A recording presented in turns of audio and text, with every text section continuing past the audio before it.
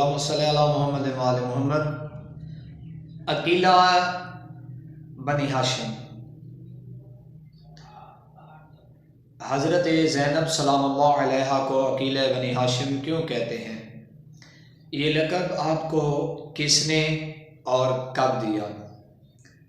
عالمہ غیر معلمہ حضرت سیدہ زینب سلام اللہ علیہا کے بارے میں یہ کہنا ضروری ہے۔ عقیلہ اس خاتون کو کہتے ہیں جو اپنے قوم اور قبیلے کے درمیان بڑی کرامات، محترم شخصیت ہو، اور کرامات اور عظمت حضرت زینب سلام اللہ علیہا تمام انسانوں کے لیے ثابت شد اور واضح ہے۔ حضور اکرم صلی اللہ علیہ وآلہ وسلم نے عقیلہ بنی ہاشم، عقیلۃ الطلبین، عقیلۃ القریش اور عقیلۃ النساء جیسے القاب کو اپنی عزت و احترام کے ساتھ دیے۔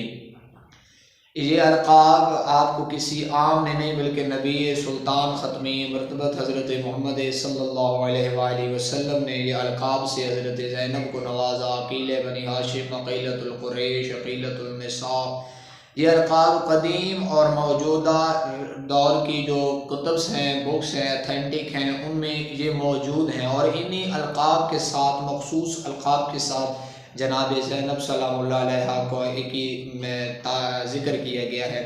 اسی بنا پر یہ حادثہ کربلا سے پہلے کے القاب دیے گئے ہیں، اور جناب زینب سلام اللہ علیہا کی شخصیت دیکھیں، کرامت دیکھیں کہ ابھی واقعہ کربلا نہیں ہوا اور حضور اکرم صلی اللہ علیہ وسلم نے یہ القاب دیے۔ ابن عباس خطبہ فتق حضرت زینب حضرت فاطمہ کا جو روایت کرتے ہیں، اس خطبے کو ہماری عقیلہ حضرت علی کی بیٹی حضرت زینب نے ہمارے لیے روایت کیا۔